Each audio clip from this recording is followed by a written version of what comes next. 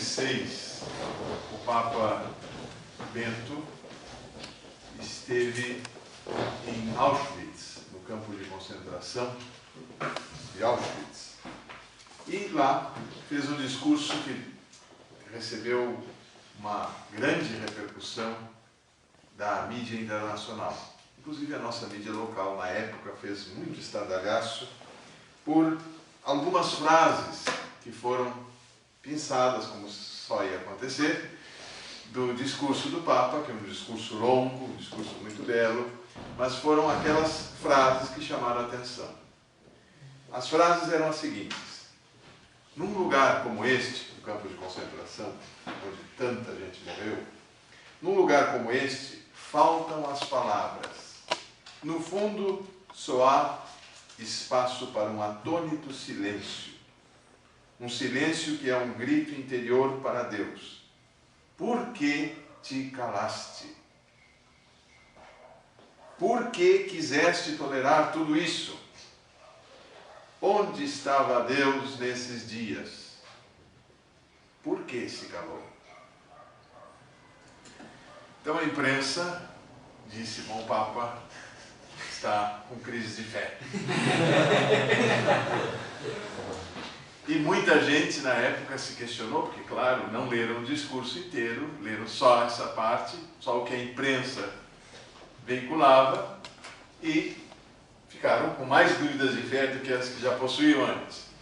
Porque realmente, diante desse tema, o mal, especificamente, Deus fica aparecendo, pelo menos, numa visão superficial, ou não poder tudo, ou não querer fazer tudo, ou não amar. Essa é a pergunta que está por trás de todas estas. Por que se calou? Onde estava? Onde estava Deus? Quando uma criança, de repente, largou a mão da mãe com 2 aninhos e saiu correndo com o que podia, 3 anos, por uma rua, e um carro passa por cima dessa criança e mata essa criança. Onde estava Deus? Perguntam tantos por aí. A imprensa ficou nesse nível de perguntas com relação ao discurso do Papa. Mas o discurso continuava, e continuava muito bem. O Papa diz: não podemos sondar o segredo de Deus.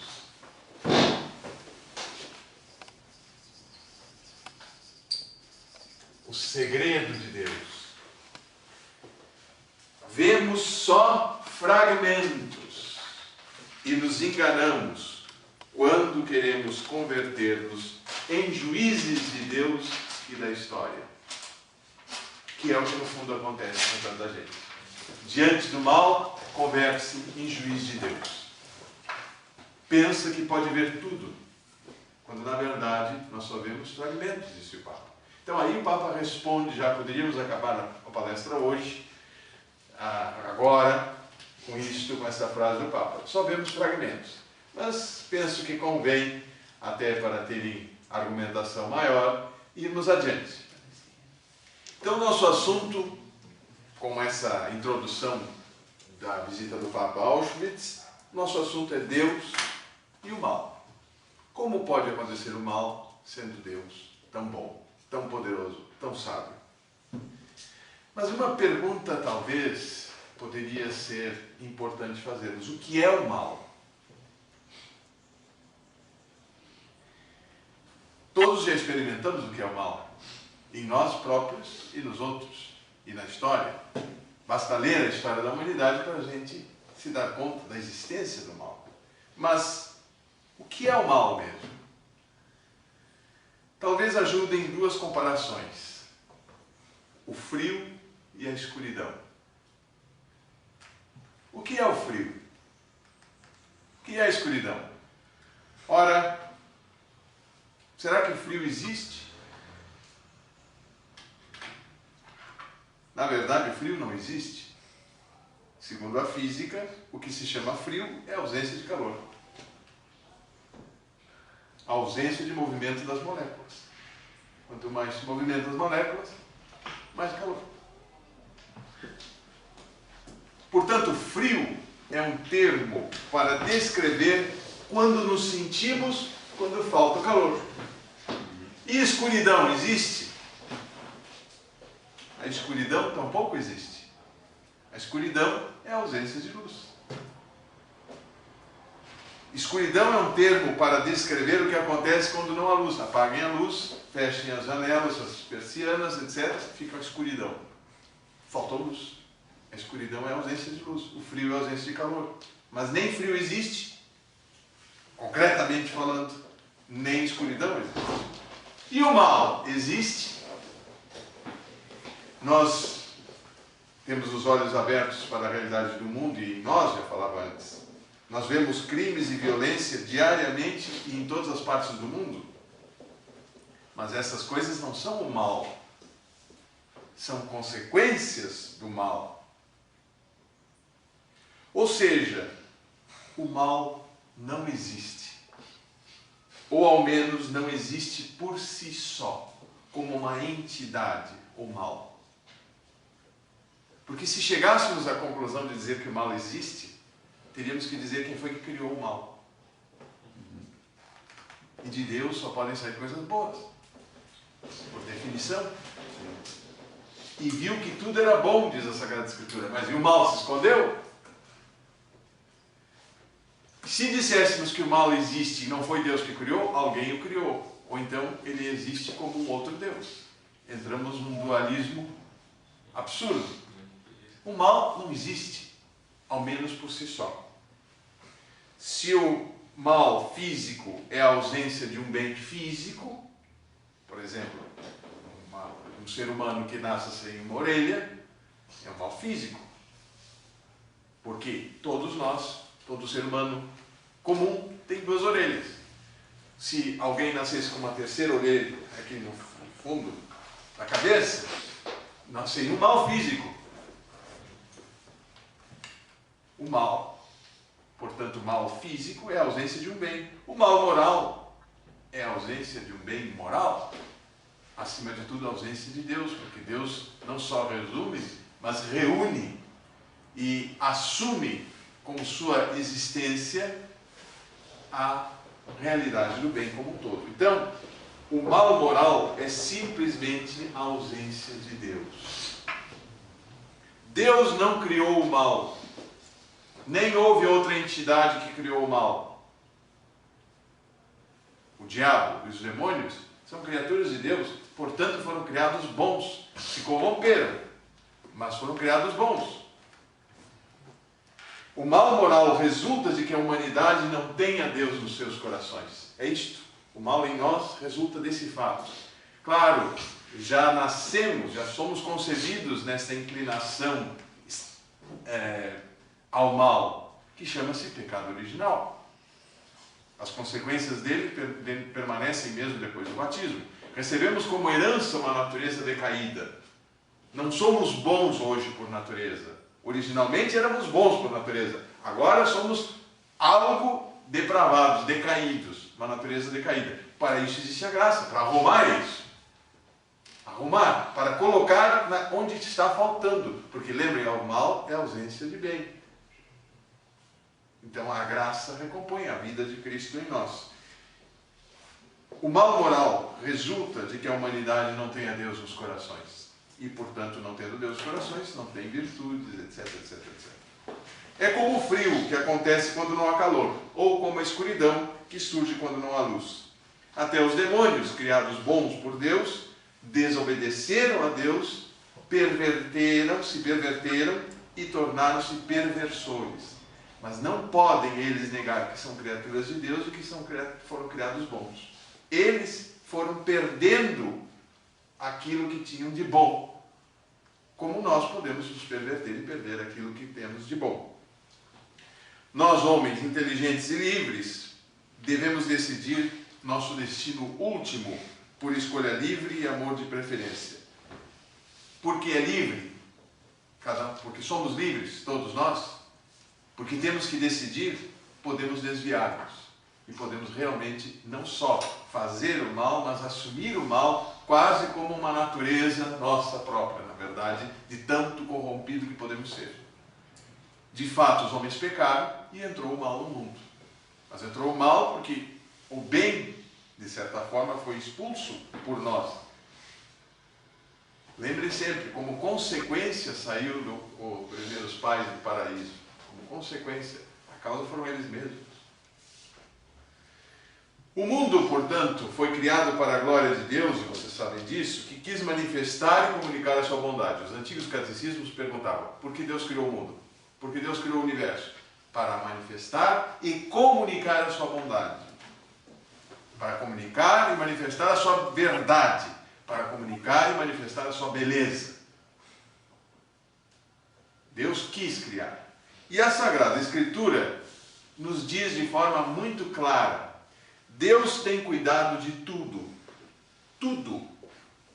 Não há algo que exista sobre o qual Deus não tenha cuidado. Existe um ditado russo que diz assim, uma formiga negra, numa pedra negra, numa noite negra. Deus a vê e a ama. Porque se Deus deixasse de ver, de manter na existência, de amar as criaturas, cairiam no nada.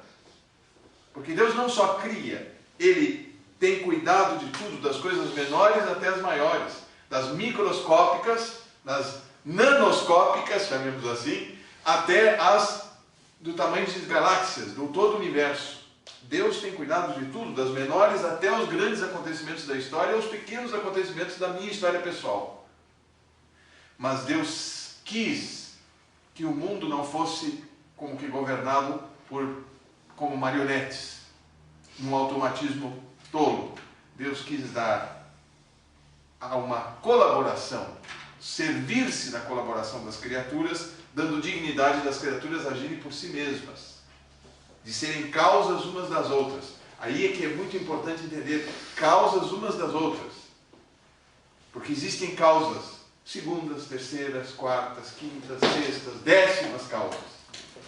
Peguem, por exemplo, o processo de Jesus, a causa, uma causa última, o veredito de Pilatos, mandou o crucificar. Bom, mas a última ainda não foi essa. A última foi que o flagelaram, colocaram coroa de espinhos, levaram até o Calvário e lá o crucificaram e lá entregou seu espírito. Mas antes teve a causa Pilatos, que condenou, teve a causa daquele povo que pediu a crucifixão, que escolheu Barrabás, antes deles teve a inveja dos sumos sacerdotes, etc, etc, etc, etc. Mas a causa primeira não foi nenhuma dessas. Jesus disse diante de Pilatos, nenhum poder terias se não te fosse dado. Então Deus tem cuidado de tudo e serve-se das suas criaturas para que sejam causas umas das outras. E a nós, seres humanos, Deus concede e requer a colaboração através de nossas ações livres, das nossas orações livres e mesmo dos nossos sofrimentos, livremente assumidos ou não assumidos, não aceitos. Nós podemos, por exemplo, cooperar livremente para a nossa salvação e dos demais. Vamos pegar um caso um pouco só circunstancial. Se eu, há 20 e poucos anos, tivesse, ou quase 25 anos, tivesse dito não a Deus para ser sacerdote, eu não estaria aqui como sacerdote dando essa palestra. Não estaria. Então Deus quis usar essa minha colaboração, aquele meu sim, para que eu pudesse estar aqui hoje. Um dos objetivos de Deus era que eu estivesse aqui hoje. Senão eu não estaria aqui hoje. Tenho convicção disso. Mas ele já tinha pensado nessa palestra de hoje quando me chamou, aliás, antes de toda a eternidade. Ele já tinha me visto dando essa palestra hoje. Então, por que existe o mal? Vimos que o mal não existe no sentido por si só. É a ausência de bem. Mas por que existe o mal nas pessoas e por que existe o mal nos demônios? Aqui não se pode dar uma resposta muito simples. Não é nada simples. Nada simples. Eu até brinco que se alguém tiver um problema, quiser explicação sobre o mal, for no centro espírita, em 15 segundos se responde. Você fez na vida anterior, está pagando agora. Pronto. Nem 15 segundos, 5 segundos. Está explicado. E a pessoa, muitas pelo menos, saem contentes. Uma resposta tola, absurda, mas suficiente para o gasto. Ah, estou fazendo, estou pagando porque eu fiz na vida anterior. Não interessa se eu não sei o que foi que eu fiz, ninguém sabe o que foi que fez, mas em todo caso, tudo bem.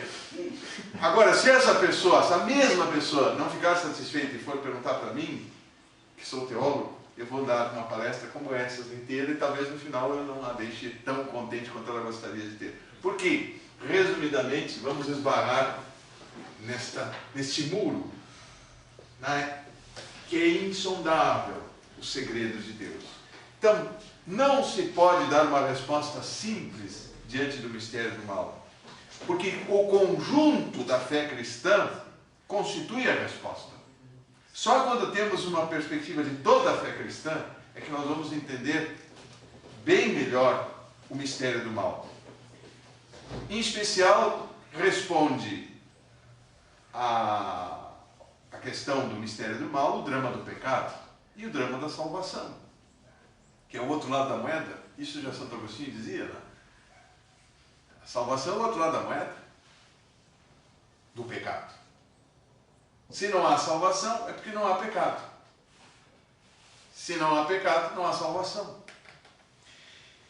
O amor paciente de Deus que busca o ser humano com suas propostas, com o chamado de vida eterna que cada um recebe e é convidado a aceitar livremente, podendo escolher o mal ou escolher o bem.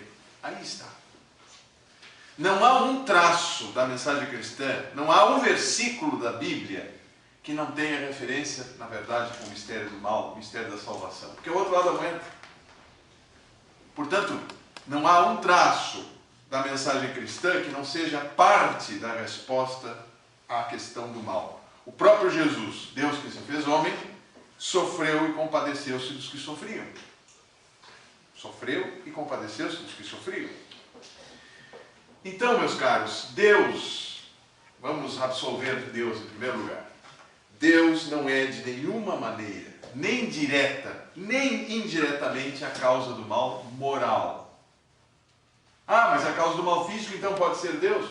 Bom, se vocês entenderem, por exemplo, vamos pegar o tsunami, que matou tanta gente, até o Papa respondeu há poucos dias, na Sexta-feira Santa, foi uma entrevista gravada por televisão, uma televisão italiana, mas tem acesso pela internet, a gravação, o texto está no site do Vaticano. Perguntas, e houve um menino japonês que fez essa pergunta: por que o tsunami? Por que permitir tanta gente morrer, etc. Ora, Deus criou o mundo perfeito ou imperfeito? Se Deus criasse o mundo perfeito, perfeitíssimo, Ele teria criado outro Deus. Vamos perceber, eu gostaria de voar, mas Deus não criou com possibilidades de voar. O ser humano não voa normalmente. Teve um santo na história, como um milagre, São José de Cupertino, que voava, o único santo que voava. Testemunhas. Há muitos santos tiveram levitação, Santa Teresa, São João da Cruz, mas já é um fenômeno bastante complexo. Agora, voar só um. O mais tonto dos santos, segundo os historiadores dizem, São José de Cupertino. Mas, habitualmente, o ser humano não voa. Eu não posso reclamar de Deus que Ele tenha me feito imperfeito, ou sem a capacidade de voar. Se eu acho que perfeição depende de voar. Não, Ele me fez com uma perfeição dentro da natureza humana. Uma perfeição humana. Mas que é limitada. Eu não sou capaz de estar normalmente em dois lugares ao mesmo tempo. Eu gostaria de estar, mandaria a parte mais trabalhadora para fazer o meu trabalho, dar as palestras, fazer encontros, pegar retiro, e a outra ficar dormindo em casa. Nós gostaríamos talvez de ter alguma experiência dessa, mas não dá. Não dá. Então, toda a criação é limitada. Ela tem suas limitações. Uma criatura vai ter mais ferocidade e outra vai ter mais natural candura. Uma vai gemer mais ao morrer como um porco, outra vai gemer menos como um cordeiro. E assim vamos indo. Uma vai dar pele, outra vai dar carne, outra vai dar outra. Por exemplo, as tartaruguinhas que nascem na beira de praias, perto dos oceanos, a tartaruga mãe larga os ovos à sua própria conta. Quando os ovos abrem, elas saem correndo, atraídas por um misterioso sistema interior, e vão ao mar e já aprendem a nadar. As recém-nascidas aprendem a nadar e se viram, e assim elas crescem. Agora deixem um ser humano que é tão inteligente, tão capaz, tão científico, mas deixem um ser humano recém-nascido ali. Ele aprende alguma coisa sozinho? Nada. Morre. Ele morre. Veja, somos inferiores às tartaruguinhas. Sob certo aspecto, sim. Eu gostaria de voar, não posso voar, tenho que pagar a passagem de avião. Agora, a pomba não precisa pagar a passagem de avião. Ela voa, paga e volta. Então, quer dizer, o que existe num canto não existe no outro. Tsunami é um fenômeno natural. Isso acontece desde que a humanidade existe, maior ou menor grau, mas desde que a humanidade existe, porque é um movimento de placas tectônicas, ou por erupção de vulcões. Então, quer dizer, dá para criticar a tsunami, que ela é má. Certamente muitos continentes existem, porque há milhares e milhares de anos aconteceu um belo tsunami que formou esse continente. E hoje, de repente, a gente existe aqui, senão não existiríamos. Estaríamos no fundo do mar. Então dá para reclamar do mal físico? O mal físico é uma consequência da imperfeição das criaturas, porque somos criaturas e não o Criador. Agora, o mal moral é outro problema. Deus não é de nenhuma maneira, nem direta nem indiretamente, a causa do mal moral. No entanto, Deus permite o mal. E já dizia Santo Agostinho, Deus permite o mal para daí tirar bens maiores. Ele não é a causa, mas permite, respeitando a liberdade nossa, das criaturas que são livres, só criaturas livres é que podem fazer o mal e fazer o bem, escolher entre o mal e o bem. O leão não escolhe entre o mal e o bem. Se ele está com fome, ele avança. Agora veja a diferença entre o leão. O leão é feroz, o leão mata. Mas se ele estiver satisfeito, a não ser que você ataque o leão, for cutucar ele com vara curta, ele não vai te atacar. Se estiver com fome, sai da frente. Ele vai atacar. Mas se ele não estiver com fome, ele não vai atacar. Se tu não atacares o leão e ele estiver saciado, ele não vai atacar. O problema é sempre saber se ele está saciado. Esse é o detalhe. Pode ser que ele tenha um leve apetite, e a gente pode ser um leve apetite dele. Agora, nós, seres humanos, somos muito piores do que o leão. Porque o leão só mata se está com fome ou se é atacado. Nós seres humanos, matamos com requintes de crueldade. Nós fazemos extermínio em massa. Basta olhar a história do século XX. Nós matamos por motivos fúteis, como, de repente, um acidente de carro ali, bateu, um chamou o outro não sei o quê, pega um revólver, pá, dá um tiro e mata. Por causa de um palavrão, Isso vai ter consequências na família daquele que morreu, vai ter consequências, de repente eu vou preso, vai ter muitas consequências. O mal sempre tem consequências. Sempre. Neste mundo e no outro. Deus permite, porque misteriosamente do mal tira um bem maior. Por ser todo poderoso e todo bondade, Deus jamais permitiria o mal se ele não fosse suficientemente poderoso e bom para fazer surgir um bem do próprio mal. Por isso, essas pequenas 4 opções diante do mal. O mal está aí, em mim e nos outros, na história da humanidade. Eu posso dar uma primeira explicação, que é a dos ateus. Ateus diante do escândalo do mal, que dizia assim, olha, não pode existir Deus, só existe o acaso. Porque Deus, sendo bom, não poderia existir o mal. Segunda opção, Deus não é onipotente, não pode tudo. Ou não sabe tudo. Não sabe que aquela criancinha soltou o braço da mãe e está atravessando a rua e vem um carro. Então Deus não está sabendo, está olhando para o outro lado. Deus tirou férias, dormiu. Claro que é um absurdo isso, nós sabemos.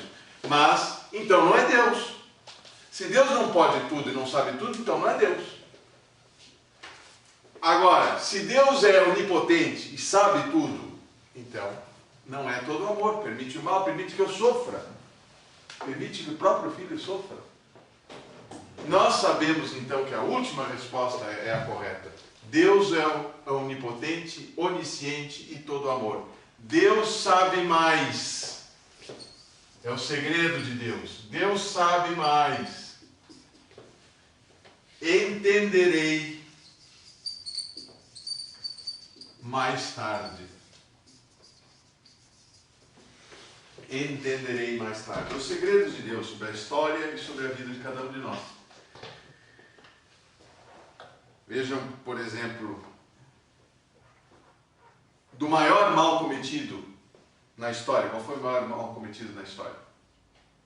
A rejeição e a morte do Filho de Deus. O deicídio. Do maior mal cometido na história, causado pelos meus pecados, pelos pecados de vocês, pelos pecados de todos os homens, Deus tirou o maior dos bens, a salvação desses mesmos homens que foram a causa da paixão. Deus tirou o maior dos bens do maior dos males. A glorificação do próprio Cristo e a nossa redenção.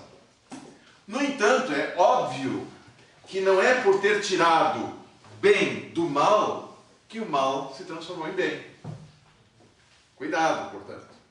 O mal não se converte em bem. Deus tira do mal bem, mas não se converte em bem. Portanto, a permissão divina do mal é um mistério de Deus, o segredo de Deus. É um mistério que Deus esclarece por Jesus Cristo, que morreu e ressuscitou para vencer aquele grande mal moral que é o pecado dos homens, que é a raiz dos outros males. Nosso Senhor trilhou o caminho da dor e da angústia. Então, quando eu digo que o maior bem da humanidade, o maior bem foi a glorificação do Filho de Deus e a nossa redenção, eu não estou dizendo que Pilatos não pecou, que os sacerdotes judeus do Sinédrio não pecaram, que aquele povo reunido que pediu crucifixo não pecou, que Judas não pecou. Claro que pecou. Claro que cada um deles cometeu o seu pecado. Cada um deles pagou por conta. Mas Deus permitiu e usou esses pecados, né, como caminho para o bem maior. O maior mal da história, a rejeição e morte do Filho de Deus, veio o maior bem, maior de todos os bens. Oprimido, agora não foi fácil para Jesus, oprimido pela sua prova que chegava, Jesus disse: Pai, se é possível, afasta de mim esse cálice de dor. E o pai parece não atender o filho, não? Parece. A carta aos Hebreus vai dizer: foi atendido por causa da sua obediência, entre clamores e lágrimas. Foi atendido, a glorificação. São João coloca exatamente isso. Todo o Evangelho de São João dirige-se à cruz como glorificação do Filho, em função da glorificação que dá ao Pai. E o grito aparentemente desesperado de Jesus na cruz: meu Deus, por que me abandonaste? Em comentário, eu não li, mas em comentário que um escritor aqui local escreveu um artigo na Sexta-feira Santa, parece, ou na Semana Santa, dizendo que até hoje não foi explicado por que Jesus disse: meu Deus, por que me abandonaste? Puxa, podia ter economizado tinta, né? Está há séculos respondida essa questão, porque é uma questão muito simples de responder. Quem não leu, leia, por exemplo, a belíssima explicação que o Papa Bento XVI coloca no Jesus de Nazaré, volume 2, quando fala da crucifixão. E ele diz que uma das chaves para entender a crucifixão é exatamente o Salmo 22, que é este que Jesus estava citando. Meu Deus, por que me abandonaste? Esse é o primeiro versículo.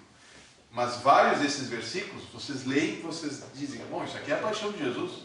Transpassaram meu corpo, o meu lado, minhas roupas foram divididas, foram sorteadas. É ali, está tudo.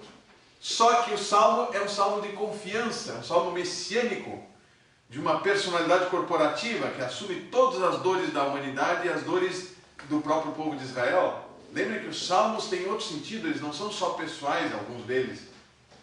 O Senhor é o meu pastor. Ali pode ser lido também como sentido pessoal, como experiência pessoal de oração, mas é também a experiência da igreja como um todo, de Israel, da humanidade como um todo, porque se assume o orante como personalidade corporativa. Jesus Cristo assume todos os abandonos da humanidade, todos os sofrimentos, e todo o sofrimento por causa do pecado, e diz, meu Deus, por que me abandonaste? Como que dando todo o salmo resumido no primeiro versículo. Um realismo de um sofrimento sem dúvida inexprimível, o de Jesus, mas esclarecidos por essa oração. Ao contrário do que esse escritor gaúcho quis dizer, é exatamente esse meu Deus, por que me abandonaste, que é a chave da interpretação messiânica, do sentido do sofrimento inexprimível de Jesus. O salmista, num misto impressionante de sentimentos, une lado a lado o sofrimento e a confiança. O grito de Jesus na cruz não é a angústia de um desesperado, mas a oração do Filho, que por amor oferece a sua vida ao Pai pela salvação de todos. Por isso pode ser muito útil rezarmos também esse salmo de vez em quando, porque todos nós passamos por alguns momentos um pouco difíceis, um pouco duros, faz parte. Temos que nos acostumar que o sofrimento faz parte da vida. Ah, mas eu queria uma vida sem sofrimento, uma vida acrílica, sem sofrimento nenhum. Mas então você não quer uma vida humana, você quer a vida de Deus. Nós somos chamados à vida de Deus, à glória divina, mas depois, primeiro vivendo aqui, onde o próprio Filho de Deus se fez homem, assumiu a nossa, entrou na nossa para nos levar para além da nossa, mas assumiu o sofrimento e a dor. Então, às vezes, a fé em Deus como Pai amoroso pode ser posta à prova. Senhor, tu me amas tanto e permites isso? Pela experiência do mal, pela experiência do sofrimento. Aliás, vocês vejam que existem 3 níveis de fé, que muitas vezes se intercompenetram. Primeira, a questão de dogmas. Creio que Deus seja Criador, creio que Deus seja Redentor, creio na igreja, Esse é o primeiro teste da fé, crer. Crer em dogmas, que Jesus é verdadeiro Deus, verdadeiro homem, Essa é a primeira coisa. Isso é relativamente fácil, porque eu leio a primeira parte do catecismo, né, e entra na minha cabeça, tá bom. Conceitos, razão iluminada pela fé. A graça de Deus vem ao meu encontro. A segunda parte é adequar a minha vida àquilo que Deus espera de mim, a moral. E aí já complica bem mais.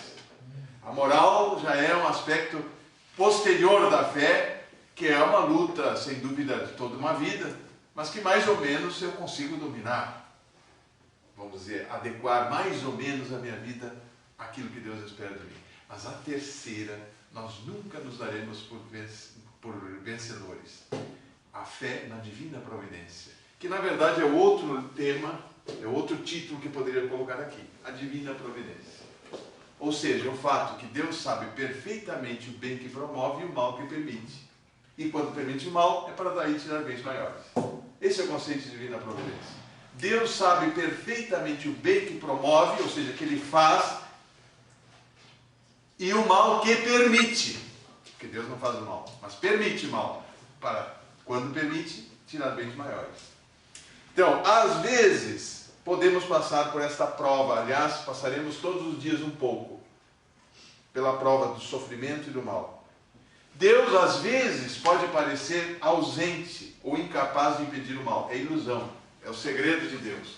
Deus é onipotente, onisciente e todo amor. Como dizia Santa Teresa, Senhor, tu sabes tudo. Senhor, tu podes tudo. E Senhor, tu me amas. Essa é a atitude de fé que sempre teremos que reiterar, que sempre teremos que reassumir. Deus pode parecer ausente ou incapaz de impedir o mal, mas não é assim, não. Que bonito aquelas pessoas de fé simples, não complicada que nem a nossa, nem a minha de vocês, mas pessoas de fé simples, aquelas senhoras piedosas, às vezes pouquíssimo mais que a catequese, às vezes pouco menos que a catequese, mas quando acontece algum problema, alguma situação difícil na vida, a morte de um familiar, de um filho, do pai, do marido, sei lá, e aí o que a gente ouve dizer?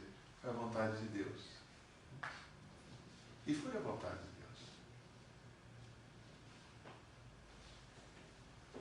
Nosso Senhor pede abandono na providência do Pai, que cuida das necessidades dos seus filhos. Não foi Ele que disse: olhai os lírios do campo, eles não tecem nem fiam, no entanto nem Salomão se vestiu como um deles. Aprendei dos pássaros do céu, que não semeiam, não colhem, nem recolhem em celeiros, mas Deus os alimenta. Quanto mais vós, filhos de Deus. Nós recebemos, e aí tem que ter atitude de fé, sempre o melhor. Ele mesmo disse: pedi e recebereis, batei e vos será aberto, buscai e encontrareis. Ele disse. Ou acreditamos nas palavras de Jesus, ou não. Esse é o problema que muitas vezes está por trás. É que a nossa fé não é bem de acordo com as palavras de Jesus, de acordo com o que ele disse. Quer dizer, nós acreditamos, mas não que aquilo seja bem verdade, que eu pedindo vou receber. Agora, aí está o entendimento. Como Deus é mais sábio do que eu, como Deus pode mais, sabe mais, e Deus me ama. E às vezes eu sou uma criancinha pequena de 2 anos que pede uma faca, que acha a faca bonita, eu quero brincar com a faca. Ah, mas me dá uma vontade de brincar com a faca, que não sei o quê. Aí, Deus que pode mais, que sabe mais e que me ama. Mas eu bato, esperando que seja aberto o armário da faca. Eu peço, quero receber a faca. Eu busco, quero encontrar a faca. Aí Deus que me ama mais que um pai amoroso, não me dá a faca. Portanto, eu sempre vou pedir e vou receber, mas nem sempre receberei exatamente aquilo que eu queria. Vou receber melhor. Melhor. Esta é a confiança. Receberemos sempre o melhor. Nem sempre no tempo que queríamos e no modo que queríamos, ou seja, como pedimos. Vamos receber o melhor. Até São José Maria tinha uma expressão clássica: antes, mais, melhor. Receberemos antes do que pedíamos, mais do que pedíamos e melhor do que pedíamos. A fé nos dá a certeza, e é esta a tentação que vai nos acompanhar sempre, até o fim dos nossos dias. Mas a fé tem que nos dar a certeza de que Deus não permitiria o mal, o sofrimento, se não fizesse sair o bem, por caminhos que só conheceremos na vida eterna. Aí está o entenderei mais tarde. Entenderei mais tarde. Quantas vezes nós vamos ter que ir para a oração e dizer: Senhor, está doendo, estou sofrendo, eu queria isso, eu queria, mas Tu sabes mais. Me abandono em Ti, entenderei mais tarde. Um dia Deus vai explicar tudo e vocês verão maravilhados como é que, com a vida que nós levamos, quem sabe com coisas triviais, que nos pareceram triviais, que nos pareceram ou extremamente dolorosas, Deus fez maravilhas. E assim Ele faz com a história de cada um. Vamos entender. Agora não tudo, mas vamos entender. Deus faz cooperar todas as coisas para o bem dos que o amam, diz São Paulo na carta aos Romanos, capítulo 8, versículo 28. Deus faz cooperar todas as coisas. Quando Ele diz todas, não são só aquelas agradáveis. Portanto, as desagradáveis também Deus faz cooperar para o bem daqueles que o amam. Deus, na providência amorosa e poderosa, tira o bem das consequências do mal causado por suas criaturas. Eu vou dar 2 exemplos. Um exemplo bíblico. Podia dar muitos, mas vamos ficar só 2 exemplos. José, no Egito. Todos nós lembramos da história de José, filho de Jacó, que foi manter para o Egito porque foi vendido pelos seus irmãos, que primeiro queriam matá-lo, depois ficaram meio sem coragem, colocaram dentro de uma cisterna, de um poço, até que passaram os beduínos, eles venderam o irmão porque tinham inveja do irmão, porque o irmão era muito querido do pai. Chamavam ele sonhador. Venderam o irmão. E todo o drama da inveja, onde vai a inveja? Onde vai o ciúme? Bom, ele foi para o Egito como escravo, mas acaba Deus fazendo seus jogos, para Deus, a própria Bíblia diz que somos a brincadeira de Deus, a alegria de Deus, o entretenimento de Deus. A brincadeira não no sentido nosso, de brincar para zoar da cara de alguém. Não. Deus se diverte, se alegra.